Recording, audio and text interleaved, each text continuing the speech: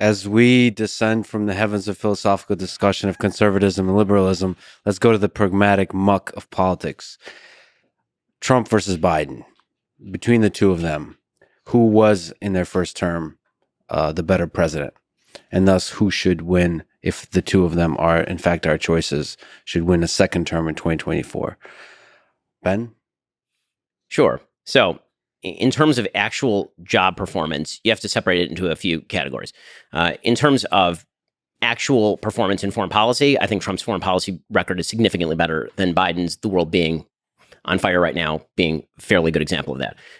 And we can get into each aspect of the world being on fire and where the incentive structures came from and how all of that happened in a moment. When it comes to the economy, I think that Trump's economic record was better than Biden's. Doesn't mean he didn't overspend. He did. He wildly overspent. But he also had a very solid record of job creation. A huge percentage of the gains in the economy went to people on the lower end of the economic spectrum. Actually, the gross income to the average American was about $6,000 during his term. The unemployment rates were very, very low before COVID. I think that you almost have to separate the Trump administration into sort of before COVID and during COVID, because COVID obviously is sort of a black swan event, the most signal change in politics in our lifetime. And so, governance during COVID is almost its own category, which we can discuss.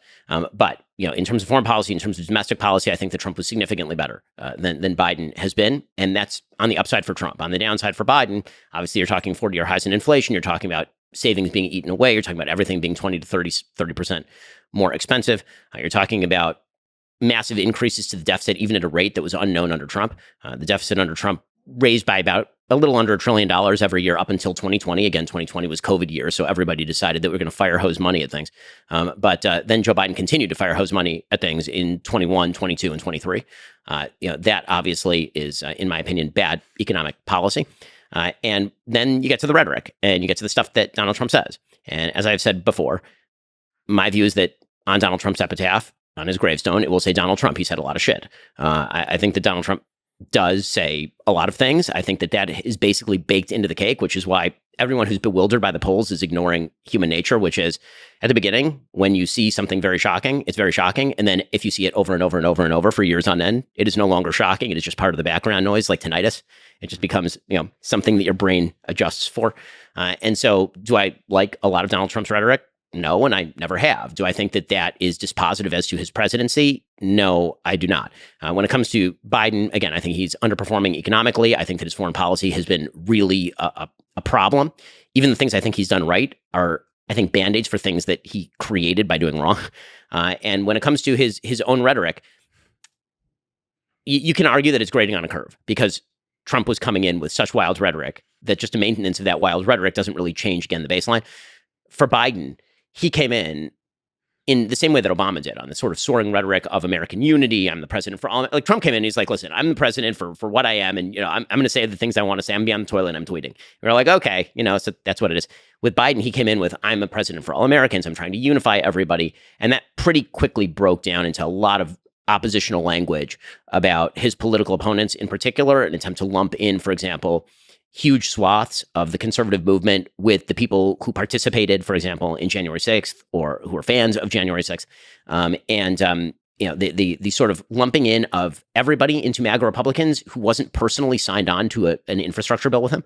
That sort of stuff, I think, has been truly terrible. I thought his Philadelphia speech was truly terrible. And again, I think that you do have the problem of he is no longer capable of, certainly rhetorically, unifying the country when every speech from him feels like watching Nick Wallenda walk across a volcano on a tightrope. It really is like you're just sort of waiting for him to fall. I mean, it's sad to say. I mean, the other day he was speaking for what was in effect his campaign kickoff, and this was in Valley Forge. And I mean, Jill rushed up there like off the as soon as he was done. Jill rushed up there, like she'd been shot out of a cannon to come and try and guide him away so he didn't become the Shane Gillis Roomba. And that's not really let's put it this way. It does not quiet the soul to watch Joe Biden rhetorically. Again, that's a different problem than Trump's problem. But that's my analysis.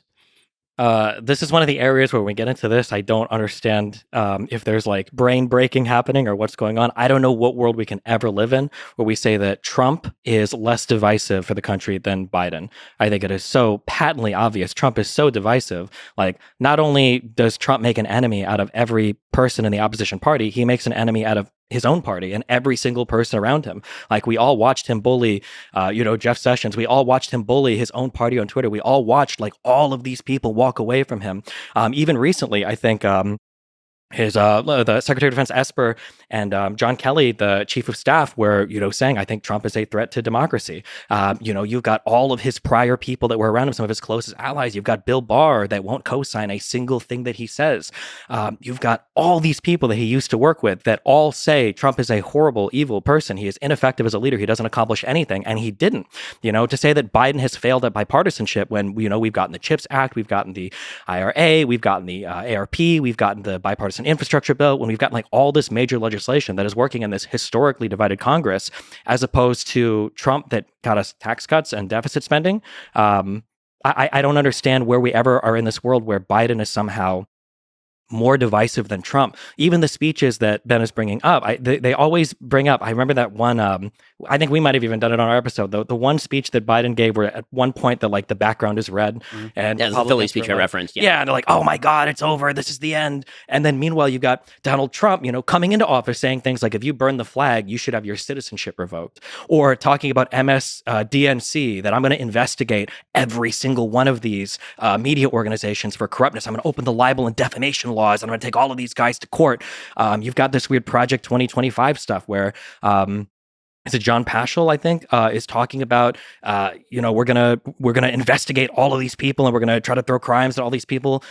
Trump is like the most divisive president I think we've ever had in at least in my lifetime of being an American citizen. And the rhetoric from him is it's on a whole other level in terms of the demonization of political opponents. I mean, this is a guy that's known for giving his political opponents bad nicknames, right? Like, that's what Trump does. It's funny, but even as a resident of Florida, if Florida had another natural disaster, do you think Trump would withhold aid? Because you had, I think that was one of the few nice things that DeSantis actually said about Biden, was that like, hey, listen, when the buildings collapsed in, I think that was in Miami Beach, that, for the hurricane stuff, that Biden was there. He was saying, if you guys need aid, however many billions, you can have it. Meanwhile, Trump, I think, was threatening to withhold federal funding from blue states that wouldn't, I think it had to do with the National Guard stuff, the deployment of the National Guard, that they weren't like doing enough for the riots. And Trump was threatening to withhold aid from some of these blue states. Trump is literally the most divisive person in the world. I don't see how on any metric he is ever succeeding in the divisive category. In terms of the economy, I do think it's funny that Republicans are very keen to say that, like, well, we can't really grade Trump, post-COVID, because obviously COVID messed everything up, which is fair. But pre-COVID, what did Trump do? Yeah, he did deficit spending, tax cuts. He presided over historic low interest rates and an economy that was already like blazing past the final years of Obama. We were posting all-time highs on all the stock markets in 2013 onwards. Unemployment rates were falling. Now under Biden, unemployment rates are even lower than they were under Trump.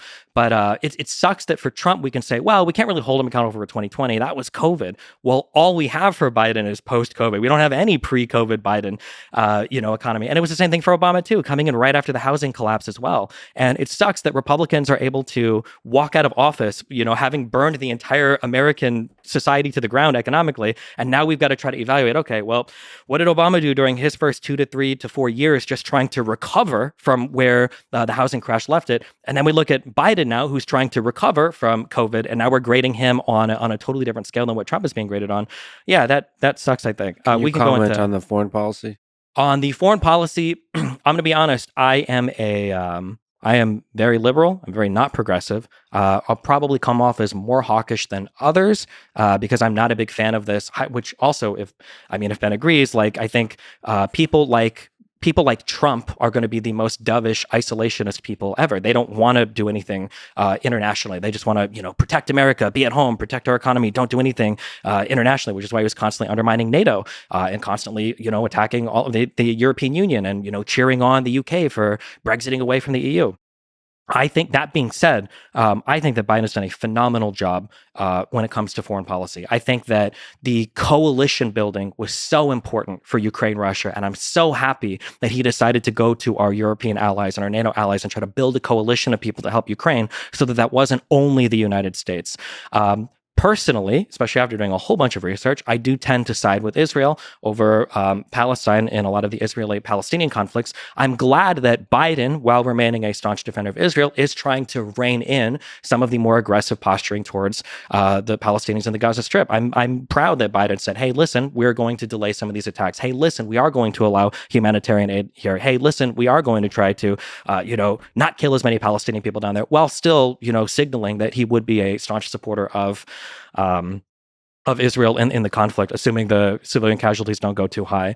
For foreign policy, blemishes. The biggest one you can give to Biden is Afghanistan and the pullout there. But man, are we going to talk about, the Inspector General report that says that one of the biggest reasons why the Afghanistan pullout was so disastrous was because of the Doha Accords, where Donald Trump headed talks that didn't even include the Afghanistan army?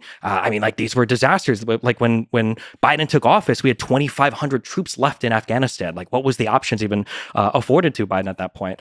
Obviously, you've got the abandonment of the Kurds in northern Syria, for the Turkish armies to lay waste to. I can talk about Iran and North Korea, although I'm not sure where Ben would land on those. But yeah, that's broadly. Yeah, that's a lot from both. You want to pick at something where you disagree with here? Well, there's a lot. So so I want to ask a few questions on each one of these. Yeah, sure. So let's talk about divisiveness for a second. So there's no one who can make the case that Donald Trump is not divisive. Yeah. Of course, he's incredibly divisive. It's a given. Do you treat Biden's rhetoric with the same level of seriousness that you treat Trump's rhetoric? Or I should probably put that the other way around. Should we treat Trump's rhetoric with the same level of seriousness as Joe Biden or, say, Barack Obama's rhetoric? I'm going to try to be concise when I answer these. Broadly speaking, especially in studying Israel, Palestine, and Ukraine, Russia, I try not to take politicians at their word because sometimes they just say stuff to say stuff. I understand that. But broadly speaking, I'm going to look at the rhetoric and the actions, and I am going to grade them the same. So yes, I would hold Biden and Trump to the same standard. Right. So my feeling is, and this is one area where, for clarification, we're going to have a division, is that I, of course, don't treat Trump's rhetoric in the same way that I treat Biden's or Obama's. He's utterly uncalibrated, and he says whatever he wants to at any given time, and it doesn't even match up with his policy very often. Can I ask you, for our head of state, our chief executive, shouldn't rhetoric be arguably one of the most important things that he does? The answer would be yes. And now I've been given a choice between a person who I think in calibrated ways says things that are divisive and a person who in uncalibrated ways says things that are divisive. And so the evidence that Joe Biden is divisive is every poll taken since essentially August of 2021. He is, by all available metrics, incredibly divisive. A huge percentage of Americans are deeply unhappy, not only with his performance, but don't believe he's a uniter. That's just the reality. And that may just be a reflection. Honestly, we may be putting too much on Trump or Biden personally. It may just be that the American people themselves are rhetorically divided because of social media, and social media can, in fact, be a cesspool. One thing that I would ask you about that, though, sure, is I agree, especially when you look at the favorability. But sometimes when I look at these polls, when you start to disaggregate them by party, I wonder if it's actually, is Biden historically divisive, or I'm trying to think of a really polite way to say this. The people that like Trump worship Trump. I don't know. One of the most prescient things that Trump could have probably ever said was that I could kill someone on 5th Street and nobody would hold me accountable. So is it really that Biden is historically divisive, or is it that every single Trump supporter will always say that Trump is great and always say that Biden is bad? The reason I would say that Biden is, in fact, historically divisive is because Republicans felt much more strongly about Barack Obama than Joe Biden, actually. But they didn't feel as strongly about Trump as they did about Romney or McCain. Right. In what way? And the allegiance to Trump. Oh, no, there's certainly more allegiance to Trump than there is to Romney or McCain, largely because Trump won in 2016. But beyond that, the point that I'm making is that if you're looking at the stats in terms of divisiveness, Republicans always find the Democratic president divisive. The question is where the rest of the country is. And right now, there are a lot of Democrats who either don't agree with Biden or find him divisive. There are a lot of independents who find him divisive. So when we're comparing these things, I don't think they're leagues apart in terms of the divisive effects of what they say. Right. And I'm separating that off from the inherent content of what they say, because obviously what Trump says is more divisive just on the raw level. If he's insulting people as opposed to Joe Biden doing MAGA Republicans, if I were an alien come down from space and look at these two statements, I'd say this one's more divisive than this one. But then there's the reality of being a human being in the world, and that is everyone has baked Donald Trump into the cake. And Joe Biden, again, started off with a patina of being non-divisive and now has emerged as divisive. If you don't mind, I actually want to get to the foreign policy questions because this one is actually slightly less interesting to me. Sure. Well, can you're free to answer. Sure, just one quick thing, I guess, like, because we can say the reality of it and we can look at opinion polls. What if we look at like legislative accomplishments? Like Biden is working on a 50-50 divided Senate. Donald Trump had both houses of Congress and the Supreme Court and got like no major legislation passed. Well, I mean, he did lose Congress in 2018, but sure. But prior to that, because we got the infrastructure bill, I think in 1 year, which Trump promised for his entire presidency, didn't get anywhere on it. I mean, yes, his Republican base was not in favor of mass spending on infrastructure, and neither am I. So there's that. I think that's mostly a state and local issue. But they were in favor of mass spending for tax cuts? That's not a spending. I mean, effectively it is, right? Like effectively, it's not. Well, if you're cutting tax receipts, but you're not changing the level of spending, like Biden did with the IRA. I mean, we have a fundamental philosophical difference here. I think that when the government takes my money, that is not the government somehow being more fiscally responsible. And when the government allows me to keep my money, I don't see that as the government spending. I see that as my money, and the government is taking less of it. That's great, but at the end of the day, the government is still going to be in a deficit spending, and they're going to have to borrow money from the Treasury. Right, we have a spending problem. In other words, not a receipts problem, is the case that I'm making. The problem with Donald Trump is not that he lowered taxes. The United States has one of the most progressive tax systems on the planet. And in fact, if you wish to have a European-style social welfare state, what you actually need is to tax the middle class to death. I mean, the reality is that the top 20% of the American population pays literally all net taxes in the United States after state benefits and all of this. Sure. So if you actually wanted to have the kind of social welfare state that many liberals seem to want to have, like Northern Europe, for example, you'd actually have to tax people who make $40,000, $50,000, $60,000. And I don't want that. I agree with that. But how do you explain the lack of legislation? I mean, if he's like such a uniter. Because I think the Republican Party itself is quite divided. And I think that Trump's... But isn't that his job? He's the head of the Republican Party. He's the Republican president of the United States. I mean, again, I don't think that Joe Biden has passed wildly historic legislation. The infrastructure bill was the largest, here's the problem. If you're a Republican, the only bills that you can get consensus on tend to be bills that either that let's be real about this, that are tax cuts, because as you would, I think, agree with, when it comes to polling data, Americans constantly say they want to cut the government, and then the minute you ask them which program, they have no idea what they're right, exactly. And so it's much harder to come up with a bill to cut things than it is to come up with a bill to add things,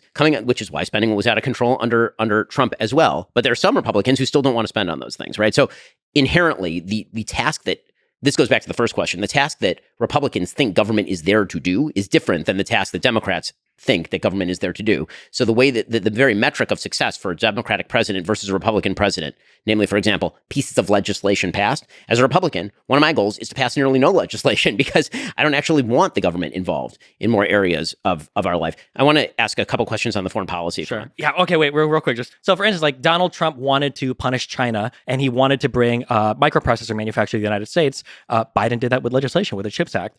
You talk about like spending being out of control. And I mean, I can agree with that. I think anybody that looks at the numbers has to agree with that. But why not pass legislation like the Inflation Reduction Act, which is at least like spending neutral, right? Like, why are there not bills where Donald Trump could take... Well, I mean, first of all, I think that whenever the government says something is spending neutral, it rarely materializes that way. That is not going to be a spending neutral bill. Sure, but there's a difference between like, at least they say it's spending neutral versus this is a $500 billion bill over like 10 years. I mean, right? But again, I don't see a tax cut as a matter of quote unquote spending neutrality. The big problem is they keep spending, not that they are allowing me to keep the money that I earned and they did not earn. But okay, so then just to understand, so if somebody just did massive like reductions in tax receipts, so tax cut after tax cut after tax cut, but they didn't change spending at all, you wouldn't consider that like an increase in deficit spending or out of control spending. You would just say they're just tax cuts. No, the opposite. I would consider it a wild. I would consider it a wild overspending.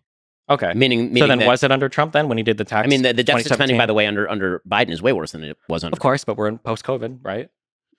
COVID ended effectively. I mean, you live in Florida. COVID effectively ended in the state of Florida by the middle of 2021. Yeah, I mean, even if you're a vaccine fan, by like April, May of 2021, there was wide availability of vaccines, whether or not you like the vaccines. Yeah. And at that point, we were done. I agree, but like we're in a post, like how many trillions of dollars have been dumped in worldwide that are like leading to inflation, right? The inflation is like a worldwide issue right now because of the economy shutting down for a year or two. It's not like those effects are gone in 1 year, right? COVID might be gone, but the after effects of all the stimulus spending and the unemployment and everything else. The definition of inflation is too much money chasing too few goods. So pouring more money on top of that makes for more inflation. That's what it does. Sure, I agree agree. But like, there's also the definition of when do you deficit spend is when economies are headed for recessions, right? Rather than when economies are doing really well, like they were under Trump, and he was deficit spending. Whereas Biden can at least make the argument that I ought to be deficit spending because the economy is heading for potential recession. Right? So here's the thing: I don't think that the economy was actually headed for recession.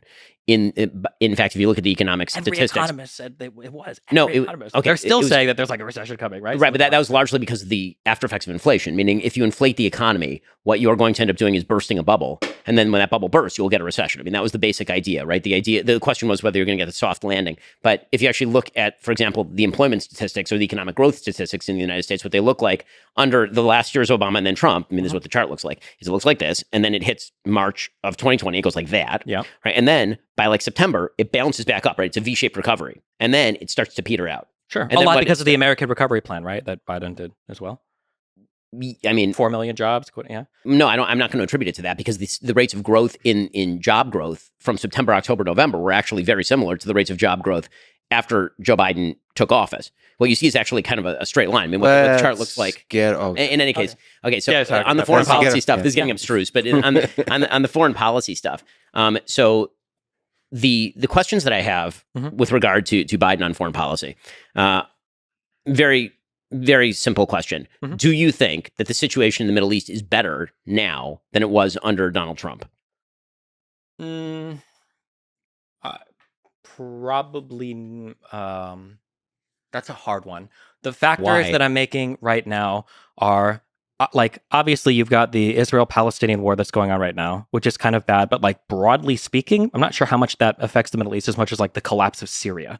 2013 Syrian civil war sent millions of immigrants throughout all of Europe. Which was under Obama and continued under Trump. Trump didn't do anything to alleviate any of the Syrian civil war. Why did Syria end up as a preserve of Russia again? How did Syria end up as a preserve of Russia? Yes. Why did it end up being essentially a client state of Russia?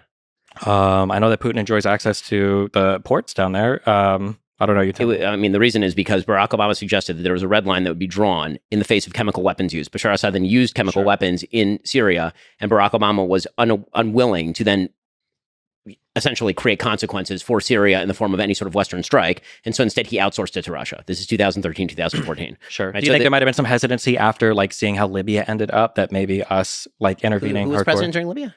Obama. Yeah. I mean, like, so sure, but what does that have to do with anything though? I'm just saying there might have been like a mistake learned. The point that I'm making is that actually the Middle East, just historically speaking, was historically good under Donald Trump. It's very difficult to make the case that either before or after Trump were better than during Donald Trump. Was it? Syrian. I don't think that Trump contributed to the Syrian situation in improving much. I think he caught a lot of. He did wreck ISIS, which was in the. ISIS had been getting wrecked by the Kurds in Iraq, by every single person, by Assad's army, by Putin, by Turkey. Literally everybody was fighting against ISIS at that point. There's a spike in violence, and then the Trump.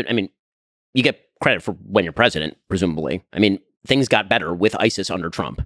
Yeah, they did. Things got worse with ISIS under Obama. For sure. He called them the JV squad. Sure. And then they became not the JV squad. Yeah, but I don't know if ISIS is originating in Syria and Baghdadi, and all of the growth of that is necessarily Obama's fault. I know that we like to say that Obama created ISIS. I don't know if you say that, but I've heard that saying a lot. I think that's a little bit simplistic. I don't think that when I'm looking at like actions that presidents have taken, the biggest criticism I have for like Middle Eastern policy is I think the Doha Accords were a disaster. And I think that's like one of the biggest blemishes that we have right now. I would also argue that moving the embassy to Jerusalem was also kind of silly and arguably contributed to some of the conflict we see right now. No, exactly. I'll argue precisely the opposite, especially given the fact that after the movement of the embassy to Jerusalem, the Abraham Accords continued to sign and actually expand. And that if Donald Trump had been elected, I have no doubt in my mind that Saudi Arabia would now be a part of the Abraham Accords. In fact, that was basically pre-negotiated. And then when Joe Biden took office, Joe Biden took a very anti-Saudi stance on a wide variety of issues. The biggest single effect in the Middle East of Joe Biden's presidency, and again, I agree with you that not every foreign policy issue can be laid at the hands of a president. Joe Biden's main approach to the Middle East was very similar to the Obama approach, which is why the Middle East was chaotic under Obama and chaotic under Biden. And that was to alienate allies like Saudi Arabia and Israel, and instead to try to make common cause or cut deals with Iran. What that did is incentivize terrorism from Iran. What we're watching in the Middle East is Iran attempting to use every one of its terror proxies in the Middle East, and it was specifically launched in an attempt to avoid what Biden actually was trying to do, which was good, which was after 2 years of failure with Saudi Arabia, try to bring them into the Abraham Accords, right? That was what was burgeoning at the end of last year. And Iran saw that, and Iran decided that they were going to throw a grenade into the middle of those negotiations by essentially activating Hamas. Hamas commits October 7th. Israel, as a sovereign nation state, has to respond to the murder of 1,200 of its citizens and the taken kidnapping of 240. Israel has to do that not only to go after its own hostages and try to restore them, but also to reestablish military deterrence in the most violent region of the world. Hezbollah gets active on Israel's northern border. Hezbollah is an Iranian proxy. They get active on the northern border. The Houthis in Yemen get active. These are all the only reason all this is happening at the same time is because Iran is doing this, right? And not just that, they are threatening global shipping. Sure. If you're talking about the effects of global supply lines, which I totally agree had a major inflationary effect on the economy thanks to COVID, right now the cost of shipping is nearly double what it was just a few weeks ago, and that is because a ragtag group of Houthi barbarians are attacking international shipping and forcing everybody to stop using the Bab el-Mandeb Strait and instead going around the Cape of Good Hope in Africa. All of that is the result of the fact that Joe Biden reoriented the United States in the very early days in favor of a more pro-Iranian stance. He appointed Robert Malley to negotiate the Iran deal, who, as it turns out, was using proxies. Many of his aides were actually taking money from Iran. The Biden administration, literally one of their first acts was to delist the Houthis as a terror organization and end sanctions against the Houthis. These are all moves that Biden made very early on. They were disastrous moves. But when it comes to domestic policy, I think he hasn't been nearly as damaging on domestic policy as he has been on foreign policy. Sure. So just on a couple of Middle Eastern things. So one of the big things that threw the Middle East into disaster was what we are all traumatized by it now, was the Iraq invasion, which happened under a Republican president. Sure. You agree with that, right? Sure. Yes. The deposition of Saddam Hussein and everything that followed after probably contributed more to the growth of ISIS and the destabilization of that entire region, probably more than anything else. I think that prior to Bush, for Clinton, and even at the beginning of Bush's presidency, we were on some kind of road to normalcy with Iran, which I think has to happen, whether we like them or not, until Bush, for whatever reason, decides to throw Iran into the axis of evil. I need some evidence that we were on a road to normalcy with Iran in the 1990s. Wait, what? That we were on a road to normalcy with Iran in the 1990s. My understanding is that, from the late 90s and prior to the axis of evil labeling of Iran, that there was going to be some path forward to where we could start to normalize relationships with them. I find that very difficult to believe, and I don't see a lot of evidence. I mean, we can just disagree on that. Sure, we can disagree on that, but I know that the after effects, just a quick note, the after effect of the Iraq War that was the most devastating was the increase in power of Iran. I agree. Yeah, because of the destabilization of Iraq and Iraq not having a government there that was functional for at least a decade, and was in fact a Sunni government. Right? Originally, it was a Sunni government. Disbanding the Sunni army was one of the worst things that the Bush administration did. Banning all the former Ba'ath parties, sectarian, all horrible under a Republican president. But don't disagree that that probably contributed more to ISIS, to the growth of power in Iran, maybe even to the destabilization of Syria, probably more than anything that Obama did.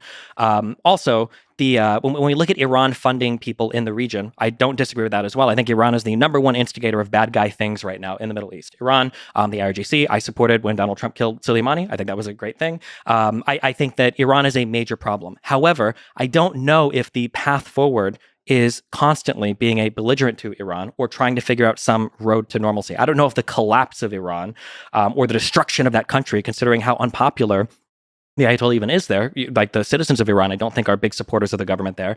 I feel like moving on a path where, let's do our nuclear inspections. We had that Iranian nuclear deal that Trump pulled out of. Let's do the nuclear inspections. Make sure you're not on a way to nuclear weapons. Let's unfreeze some funds. Let's move in some direction where we get on a good term with you. I feel like that's the most important thing that needs to happen in the Middle East. As much as people like to look at the Abraham Accords, who cares if, what was it? Bahrain, I think Oman, I think UAE, Sudan, Morocco. The UAE and Morocco, are saying like all of these people, even Saudi Arabia, already have like de facto normalization with Israel anyway. They're all trading. No, this is, to pretend that anybody even 15 years ago would have been talking about normalization between Saudi Arabia and Israel is insane. They insane. were already on that path. They had already been they were already de facto trading partners with each other. They had already been collaborating and doing things. That's a wild claim that Israel and Saudi Arabia were going to normalize 15 years ago. 15 years ago might have been a wild claim. But after Turkey, after Jordan, and then in the past 20 years of economic relations and ties with each other, all of the leadership in the Middle East, and you'll agree with this,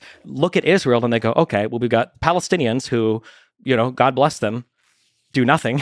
And then you've got Israel, which is on a region with no natural resources to somehow become like an economic giant. They're good to trade with. Their population is educated. They, have military power. All of the leadership in these Middle Eastern countries are wanting to be friendly with Israel and are engaging in trade de facto with Israel. And the idea that like the UAE and Bahrain were brought in to say like, oh, well, now we're going to officially say this. I just those were the first steps toward obviously the formation of a new Middle East in which economics would predominate over sectarian conflict. The chief obstacle to that is Iran. I agree. The notion that negotiations with the Ayatollah were going to be a solution to any of this is, but do we think absolutely benighted. Is it the Abraham Accords that's convincing Saudi Arabia to take a stance against Iran? No, I mean, Saudi Arabia. They're already fighting. They're already fighting with each other, right? Like, no, I don't think the Abraham Accords moved us any closer towards any type of real peace in the region. No, the point what has to happen is something has to happen with Iran. There has to be some diplomatic bilateral communication there. No, what has to happen is the containment of Iran, which was what was what was taking place with the increased normalization with the Sunni Arab world and Israel, combined with significant economic sanctions. The notion that there's this far-fetched notion in foreign policy circles that diplomacy can sort of be wish-cast out of thin air. That if you sit around a table, that you can always come to an agreement with somebody. The Ayatollahs do not have common interests with the United States. They do not. And this idea that they are willing to take money in exchange for example, some sort of peaceful acquiescence to Israel's existence is obviously untrue. Hasn't that been the case, though? That you've had a region with tons of sectarian violence for a long time, and then finally Turkey was like, you know what? This isn't worth it. The United States paid them a lot of money. They had conversations with Israel. And you know what? The economy, the economic gains. Well, I mean, the relation. Same thing with Jordan. Same thing with not to get into Turkish politics, but sure, but the situation with Turkey was actually quite warm between Israel and Turkey in the 90s when you had the sort of secular Muslim regime in the 90s, but they signed Kemal Ataturk in place, and now Erdogan has joined in the fray, and Erdogan is significantly more radical than what came before. So sorry. If I said Turkey, I meant Egypt. My bad. Yeah. Okay. So Egypt. Yeah. Right. Like, in terms of like Egypt and Jordan, right, were the first two. You need big ones. So here's the thing. Is it possible that you could theoretically come to a deal with Iran only with a new leadership crew? Okay. This is true for every peace agreement in the region. You could not. Israel could not have made peace with. Well, they made peace with Egypt, and Sadat was the leader for Yom Kippur, right? They did not make peace with Nasser. Right. Sure. The point is that this is a different regime. You need a different regime. But I'm saying the same regime that did the part of the Yom Kippur War was the same regime that negotiated peace with Israel. I mean, that's true. It is also true that is a relationship that could be cultivated specifically because it was Sadat who made clear he was going to come to the table. Have the Iranians ever made clear that they would come to the table over, for example, the existence of the state of Israel? No. I mean, that is not a thing that's going to happen. But I think people probably felt the same. Every single one of their proxy groups, every one of them, not only calls for the destruction of the state of Israel, they also call for the destruction of America. I mean, this is literally the Houthi slogan. They're busy hitting ships, and their slogan is literally Allahu Akbar, death to America, death to the Jews, death to Israel. It doesn't fit on a bumper sticker, and it's not all that catchy, but that is in fact their slogan. The notion that the regime that propagates that is going to be approached with diplomacy is not only wrong. The problem is that it's easy to say that the stakes of diplomacy are okay. So we try to talk, right? Jaw is better than war. Sure. The only problem is that in the Middle East, weakness is taken as a sign that aggression might be an appropriate response. That is how things work in the Middle East. And the fact that that Joe Biden came into office with an orientation toward continuing the Obama policies in Iran has led to conflagrations, these sort of brush fires breaking out everywhere that Iran has borders with either the West or Israel or both, right? Any place that's happening is leading to brush fires because, again, the logic of violence in the Middle East is not quite the logic of violence in other places in the world. By the way, I think the logic of violence in the Middle East is actually closer to what most international politics looks like than we wish that it were. I mean, I think that's part of what's happening in Ukraine as well. So you think which brings me, by the way, here's my question about Ukraine. Sure. Well, just real quick, and then you can answer this one. So you think that for Iran, right, a country that has been sanctioned for God knows how many years now, you think that for Iran, just continuing to sanction them and contain them is an effective way, is more effective than trying to engage them in bilateral or multilateral peace talks? Yes, 100%. Okay. And the proof is in the pudding. Before we go to Ukraine, can I ask about Israel? So you're both mostly in agreement. But what is I don't know if I'd say that. Okay, but as I'm learning, what is Israel doing right? What is Israel doing wrong in this very specific current war in Gaza? I mean, frankly, I think that what Israel's doing wrong is if I were Israel, okay, like, again, America's interests are not coincident with Israel's interests. If I were an Israeli leader, I would have swiveled up and out and knocked the bleep out of Hezbollah early. What does that mean? What does that mean? So I would have. Yoav Gallant, who's the defense minister of Israel, was encouraging Netanyahu, who's the prime minister, and the war cabinet, including Benny Gantz. So whenever people talk about the Netanyahu government, that's not what's in place right now. There's a unity war government in place that includes the political opposition. The reason I point that out is because there are a lot of people politically who will suggest that the actions Israel is currently taking are somehow the manifestation of a right-wing government. Israel currently does not have a quote-unquote right-wing government. They have a unity government that includes the opposition. In any case, Yoav Gallant was urging in the very early days of the war that Israel should turn north, and instead of hitting Hamas, they should actually take the opportunity to knock Hezbollah out, because Hezbollah is significantly more dangerous to the existence of the state of Israel than Hamas. I actually agree with that. As far as what Israel has been doing wrong in the actual war, I mean, I think that, again, from an American perspective, I think that Israel is doing pretty well. From an Israeli perspective, if I were Israeli, I would actually want Israel to be less loose about sending its soldiers in on the ground level. So Israel's attempting to minimize civilian casualties, and the cost of that has been the highest military death toll that Israel has had since the 1973 Yom Kippur War. I mean, I personally know, through 1 degree of separation, 3 separate people have been killed in Gaza. And that's because they're going in door to door. It's because they're attempting to minimize civilian casualties, and they're losing a lot of guys in this particular war. The problem that Israel has had, historically speaking, is that Israel got very complacent about its own security situation. They believed the technology was going to somehow correct for the hatred on the other side of the wall, that so our people have to live underground for 2 weeks at a time while some rockets fall, but at least it's not a war. And that complacence, bred what happened on October 7th. So to me, what Israel did wrong was years and years and years of complacence and belief in an Oslo system that is at root a failure, because you cannot make a peace agreement with people who do not want to make peace with you. So that's what I think Israel is doing wrong. I have a feeling that there's going to be wide divergence on this point. Maybe. In terms of broadly speaking, I generally oppose settlement expansion. Is a thing that Israel does incorrectly that I think is kind of like provocative to at least all the Palestinians in the West Bank, and it probably energizes hatred in the Gaza Strip for them as well. In terms of conducting warfare, the one thing that I always say to everybody, especially Americans, is you can't evaluate things from an American perspective. It's very stupid. It happened a lot with Ukraine, where people are like, oh, well, didn't they work with the Nazis? And like, weren't the Soviets the good guys? And it's like, well, in other parts of the world, it's not quite as simple. And I think the same is true for Israel-Palestine, that a lot of Americans will analyze the conflict as just being one between only Israel and Palestine, which it's not. It's a conflict between Israel and then Palestine, Hezbollah, the Houthis, and Iran. Right now it is. I think that however, one area where I'll break with Ben is I think that minimizing civilian casualties and everything is very, very, very important. I think on the Israeli side, I don't think it's important so that the U.S. will stay with them, because I think the U.S. is probably going to stick with Israel as long as they don't do anything crazy. And I don't even think it matters for the international community. It definitely doesn't matter for the UN, because Jesus Christ. However, I think it's really, really, really important that I think that in the Middle East, broadly speaking, I think that leadership, especially in the Gulf, has gotten over the Palestinian issue. I think that leadership is kind of like, they don't care as much anymore, but the populations still care quite a bit. And I think that the main issue that Israel could run into is if the civilian death toll does climb too high, and if they start to hit this 40, 50, 60,000 number of civilian casualties, they run the risk of the civilian populations in the surrounding Middle Eastern states becoming so antagonistic towards Israel that they start to take steps back towards normalization in the region. So for instance, I know that Bahrain, I think, already pulled out their ambassador to Israel. My guess is going to be it's temporary. I know that on the public speaking side, you've got a lot of people condemning Israel for the attacks. And on the private side, you've got people telling Israel, please kill all of Hamas because this is untenable and nobody wants to work in this situation. I don't know if this ended up being true or not. I'm guessing it didn't, but I saw on a couple of Twitter accounts it was leaked that potentially Saudi Arabia was considering installing a government in the West Bank that they would run.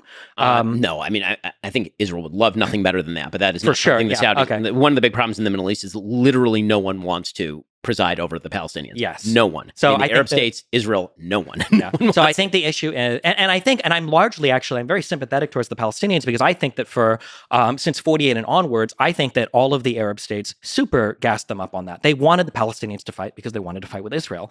However, as time has gone on and they've realized that it's kind of a lost cause, states have started to drop out. So you're getting these bilateral peace treaties with Egypt and with Jordan. You're getting multilateral agreements like the Abraham Accords. And now the Palestinians are looking around and like, okay, well, you guys told us to fight all this time. And now the only people that we have supporting us are Iranian proxies. So the Palestinians are in a very weird spot where they've like lost all their support. I think that Israel, what I would say to be quote unquote critical of Israel is Israel needs to take strong steps towards peace that probably involves them enduring some undue hardship. So not the October 7th attacks, because Jesus, that's way too much. But, other types of, attacks that they might have to deal with that might cause some civilians to die that they don't come out over the top with and retaliate with if there's ever going to be peace in that region. However, another thing that I've always said is a huge problem between Israel and Palestine is I think that both sides think that if they continue to fight, it will be good for them. But the problem is one side is delusional.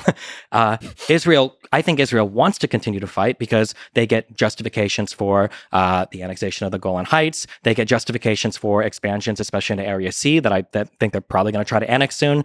They get justifications for the increased military posturing towards the Gaza Strip and the embargoes. And Israel is right that if the conflict continues, really the situation only improves for Israel over time. But the Palestinians also all believe that if they keep fighting, they've thought this since 2000 under Arafat, that if they just keep fighting, they'll get better gains too, but that's not the case. Is there a difference between Palestinian citizens and the leadership when you say that? I love all people. I love all people around the world. And I think that when we analyze issues, I think that we have to be very honest with what the people on the ground think. And the idea that Hamas is just this one-off thing in the Gaza Strip is not only incorrect with the situation on the ground, it's also incredibly ahistorical. And the idea that like the Palestinians in the West Bank, of which I believe the most recent polling shows, I want to say 75 to 80% support the October 7th attacks. Palestinians in general want to fight in violent conflict with Israel. That's not just the position of the government. That's not just people. There's a reason why Abbas doesn't want to do elections in the West Bank. And it's because the Palestinian people really do want to fight with Israel. But to combat that problem is like, you have to get the UN on board. We've got to do an actual addressing of the Palestinian refugee problem, which is handled like a joke right now. Iran has to be brought to the table in terms of negotiations. There has to be huge efforts made to economically revitalize these like Palestinian areas, even though they're one of the highest recipients of aid in the world. You have to do something about the embargo and the blockade in the Gaza Strip, which isn't just maintained by Israel. It's also maintained by Egypt. You should ask why. There's a lot of things that have to happen to fix that problem. But the reality is I don't think Israel really wants to, because they get to continue their expansion into the West Bank. And I don't think anybody around the world really cares that much. So in a month, we won't be talking about it. I will argue with that. The idea that Israel does not want to end the conflict is belied by the history of what just happened with the Gaza Strip. So when we talk about settlements, for example, Israel did have settlements inside the Gaza Strip. There were 8,000 Jews who were living inside the Gaza Strip in Gush Katif. Up until 2005, they withdrew all of those people. I mean, took them literally out of their homes. And the result was not the burgeoning of a better attitude toward the state of Israel with regard to, for example, the Palestinian population in Gaza. In fact, it was more radical in Gaza than it was in the West Bank. The result was obviously the election of Hamas, the October 7th attacks, in which unfortunately many civilians took part in the October 7th attacks. There's video of people rushing who are civilians and dressed in civilian clothing into Israeli villages. Not always the same thing. Well, no, that is 100% true, obviously. And when it comes to Area C and Israel's supposed deep and abiding desire for territorial expansion in Area C. So for those who are not familiar with the Oslo Accords, and again, this is getting very abstruse, but the Oslo Accords are broken down into three areas of the West Bank. Area A is under full Palestinian control. That'd be like Jenin and Nablus, the major cities, for example. There's Area B, which is mixed Israeli-Palestinian control, where Israel provides some level of military security and control. And then there's Area C. And Area C was like to be decided later. It was left up for possible concessions to the Palestinian Authority if the Oslo Accords had moved forward. Those are disputed territories. There is building taking place in Area C by both, actually, no one talks about this, but by Palestinians as well as Israelis. And the question as to whether if Israel stopped building, there have been many settlement freezes in the past, including some undertaken by Netanyahu. And it actually has not done one iota of good in moving the ball forward in terms of actual negotiations. Again, the biggest problem is that the leadership for Palestinians has spent every day since really 67. It's not even 48, because between 48 and 67, Jordan was in charge of the West Bank and Egypt was in charge of the Gaza Strip. And at no point did either of those powers say, hey, maybe we ought to hand this over to an independent Palestinian state, which was originally the division that was promoted by the UN partition plan in 47. Because of that, the leadership post 67 and really starting in 64. The Palestine Liberation Organization was founded in 64, and it called for the liberation of the land. In 64, they had the West Bank and they had the Gaza Strip. So they're talking about Tel Aviv. When it was founded in 64, the basic idea, as kind of indicated by that, was Israel will not exist. And that was a promise that's been made by pretty much every Palestinian leader in Arabic to the people that they are talking to. Yasser Arafat famously would do this sort of thing. He'd speak in English and talk about how he wanted a two-state solution, and then he'd go back to his own people and say, this is a Trojan horse, and we're going to... If Israel could, if you think that Israeli parents want to send their kids at the age of 18 to go and monitor Jenin and Nablus and be in Khan Yunis, you're out of your mind. You're out of your mind. Israelis do not want that. In fact, Israelis didn't want that so much that they allowed rockets to fall in their cities for full-on 18 years in order to avoid sending soldiers en masse back into the Gaza Strip.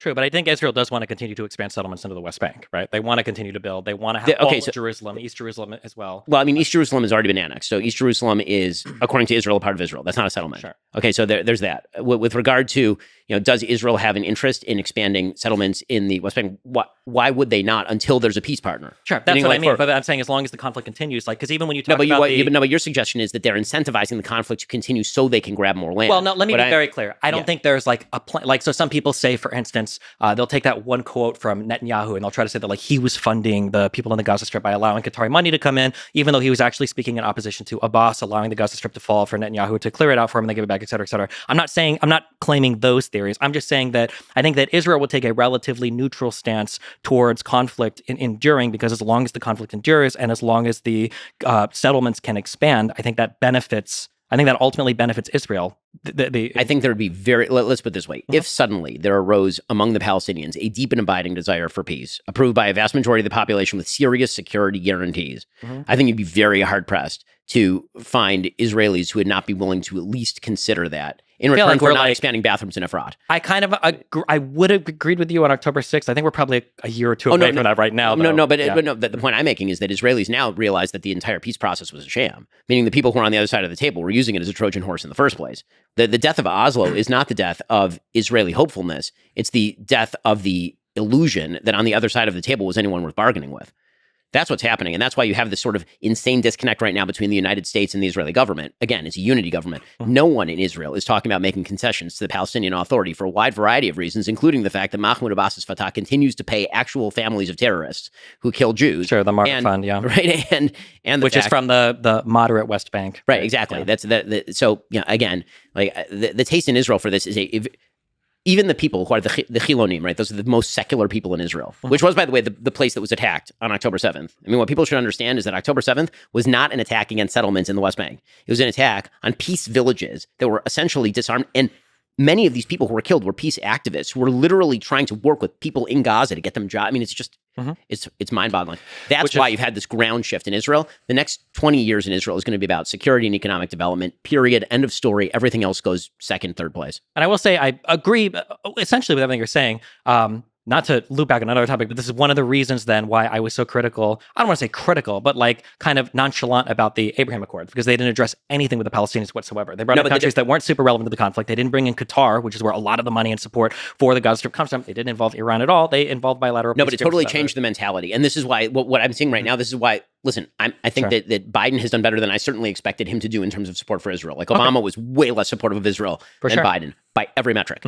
With that said, the rhetoric that he's been using recently and that Blinken have been using recently about Israel needs to make painful concessions for peace, recentering this issue at the center of relations in the Middle East is doomed to failure.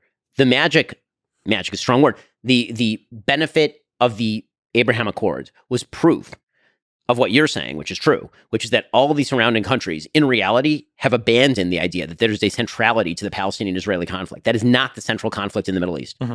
And by the way, one of the reasons it's not the central conflict in the Middle East is because actually, ironically, because of the rise of Iran, right? It's Sunni states that are largely signing up with Israel because they're realizing they need some sort of counterweight to a burgeoning nuclear power in Iran.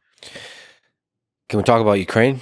Sure. You have a disagreement with you with what Destiny said. My main problem with Biden's policy with regard to Ukraine is that he outsourced the end goal of the war to Zelensky early on.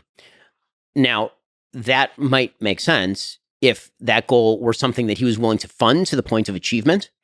or if Zelensky could have achieved it on his own.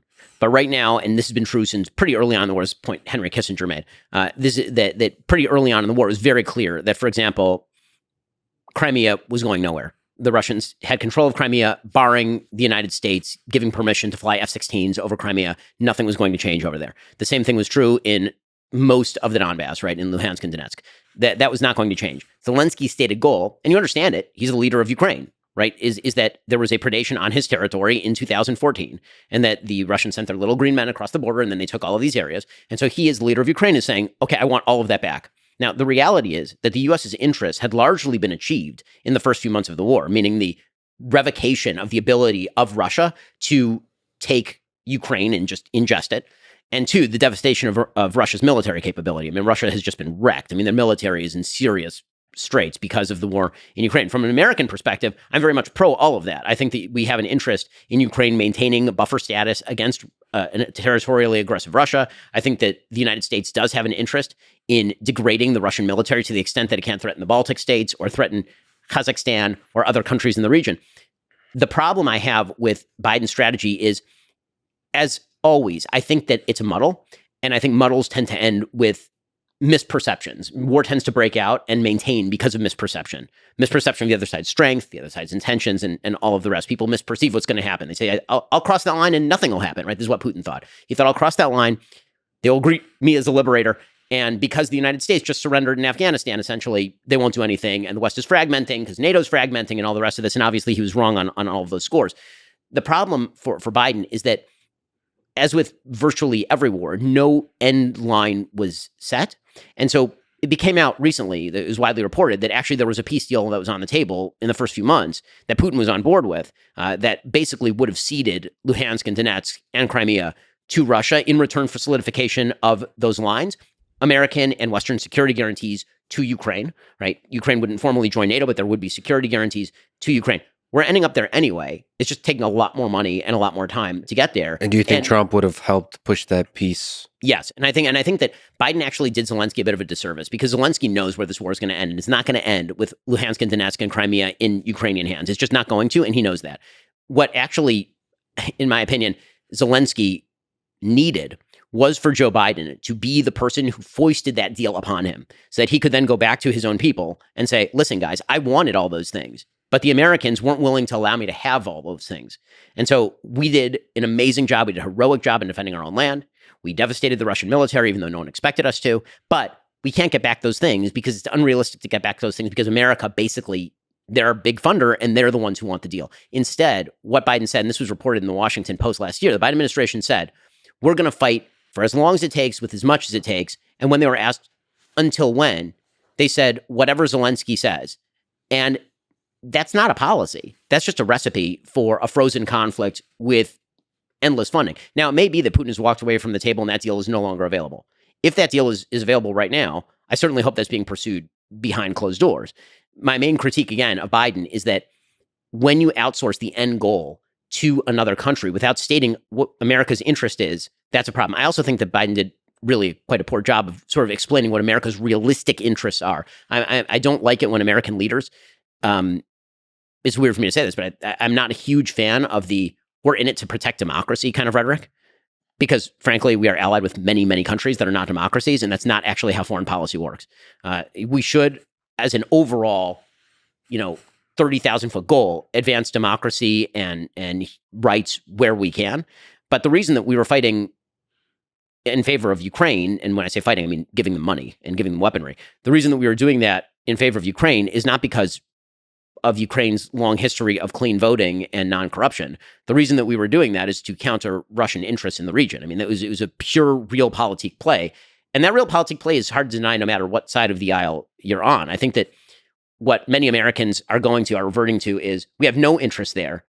Why are we spending money there and not spending money here? And that kind of stuff. And that argument can always be applied unless you actually articulate the reason why it is good for Americans beyond simply the ideological for the United States to be involved in a thing. So, for example, I think right now, when Biden is talking, I think that what Biden just did, the United States, as we speak, is striking the Houthis. I think that that's a really, really good thing. I think that's a necessary thing. I think American people should understand why that is happening. It's not because of quote unquote ideology. Mm-hmm. It is, I mean, on a very root level, but really it's because you're screwing up the straits. I mean, you can't do that. You Yeah. can't screw up free trade. And Americans have an interest in not seeing all of our prices at the grocery store double and triple because a bunch of ragtag pirates, akin to the Barbary pirates from 1800, are bothering everyone, right? So Ben said a lot there. Do you disagree with any aspect on the Ukraine side? That Ben said? A little bit, yeah. I think on the macro, I agree. Maybe we get into the weeds a little bit on some things. On the final thing that he said, though, I wish that Americans could have honest conversations about foreign policy. I think that it would just be better for everybody. I don't know if it's, Red Scare after the Cold War, where it was like literally, the behemoths, we're fighting against communism. And we felt like after 91, every single foreign policy decision needs to be able to be explained in like 7 words, like he's the bad guy and that's it. I wish we had more honest conversations about what our foreign policy interest is in a particular region, because I don't think most Americans honestly could even articulate why Israel would be an important ally, or why it's important to defend Ukraine against Russia, or why should we care about Taiwan at all. I don't know if most Americans could articulate anything there, even though they might have very strong opinions about why we ought to be involved in certain conflicts. So I do agree with that. I wish we had more honest conversations about foreign policy. In terms of how Biden has handled Ukraine, the things that I liked the most were, one, that he was very clear in the beginning about what we wouldn't do. So Biden saying that we're not going to do not a red line, no-fly zones over Ukraine. We're not going to be deploying troops on the ground in Ukraine. We're not going to be doing anything that would have, U.S. soldiers and Russian soldiers crossing swords with each other. That's not going to happen. I like that he made that very clear at the beginning. And I like that he coalition built between NATO and the EU to get people to send funds, training, soldiers, airplanes, and everything to Ukraine. I thought those 2 things were really good. In terms of basically writing Zelensky a blank check, I would like to hope that Biden and the entire United States learned a lesson from Iraq and Afghanistan, that open-ended missions with unlimited budgets and no clear goal are like the worst foreign policy decisions you can ever do. They've like defined U.S. foreign policy for the past 2 or 3 decades, which is unfortunate, but seems to be the case. My feeling would be, and this is just a feeling, I don't know if internal cables have leaked that say otherwise, is the Biden administration has probably always had a quiet position of, at some point there's going to be an off-ramp here. And I think even a month or 2 ago, I think those talks were being leaked, that discussion had begun with Zelensky looking for an off-ramp. But publicly, of course, the United States is never going to come out and say, we're going to support you guys to fight as much as you want for 3 months. And then after that, it's no more. Obviously, that can't be the statement. It's always going to be that we're going to support you in your fight against Russia. And we tried that under Obama with Afghanistan. It was terrible. Sure. Yeah, you can't. We'll escalate the troop levels to X, but only for 6 months, and then we're You just can't do that. It's always going to come off as, we're going to support you forever, and as long as it takes, and as long as you need, whatever we have to do to defend freedom and democracy in your country. And any other statement would be absurd. So I can understand why it feels like, on a public level, a blank check and an indefinite time period was granted to Zelensky, but I don't think that's going to be the case. I hope we've learned our lessons in the Middle East about the forever wars, that this isn't going to be a forever funding to Ukraine to fight for as long as they want. I do disagree. I feel like we're playing a little bit retrospectively, saying that, like, well, it's obvious that they're not going to capture the Donbass. It's obvious that they're not going to capture Crimea. I agree, for Crimea, that was incredibly obvious. But it was also really obvious that in 2 weeks, Russia would own Kiev and Ukraine was going to be Belarus 2.0. I think that even for a lot of military people, and analysts around the world, that was an expectation, or at least a significant probability. Nobody knew, the phrase that's thrown around now is paper tiger, that Russia's military was as ill-equipped as they were. So I can understand why, especially if you're Ukraine and if you've repelled an invasion from one of the world's largest armies, why you might feel like, well, fuck it, let's fight for a few months, let's fight for a year, let's see what happens. And I can understand the United States supporting them, but I agree that there has to be some reasonable off-ramp where we're not going to fight forever. I think the U.S.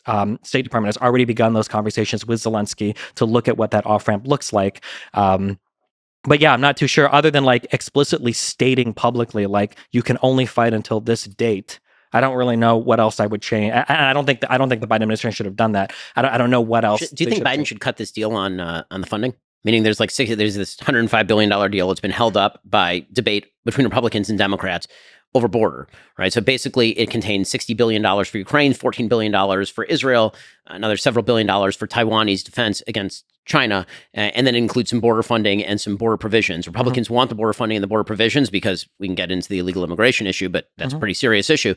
And Biden and Democrats have been unwilling to hold that up. And that seems to me like, just from put aside Republicans, Democrats, it seems like political malpractice, meaning there's a widespread perception in the United States that the border is a disaster area. Joe Biden wants these things. Many Republicans don't want these things. if he caves on the border stuff, he gets all the things that he wants, and he's going to be able to go back to the moderates in the country and say, I did something about the border. It seems like such an obvious win. If he caves on the border stuff, you mean on the Ukraine stuff? Yes, because then he gets the whole package. Sure, Meaning he can go back to his own base and he can say, listen, guys, I wanted to be easy on the border. The Republicans forced me to it, but we needed the Ukraine aid. We needed the Taiwan aid, right? Yeah. Like that's you're going to be more educated than me on this. I don't like, or maybe I just don't know enough. I don't like the principle that when we negotiate things in the United States, there's like 50 million hostages at all points in time for every single thing. Like, oh boy, here comes the debt ceiling. What do the Republicans want? What do the Democrats want? Oh boy, like here, we can't fund our government. But I mean, obviously, the argument is going to be that if the Ukraine funding doesn't come in this bill, and if Biden and his administration feel like it's really important, that unilaterally, or not unilaterally, but as a single issue, it's not going to pass. So I would say that at this point, and I don't know what the conversations look like between the Biden administration and Zelensky, I would say at this point that it's probably fair to start making contingencies on the money that we give to Ukraine, that listen, like this conflict has, waged on now. Like now we need to start looking for potential peace. We can't just write you an unlimited check. So, I mean, if those strings are attached, I'd be okay with it. But the broader question of like, is it okay to make this particular piece of legislation with all this funding contingent on the Ukrainian funding? I mean, that just seems to be the way the government works now, unfortunately.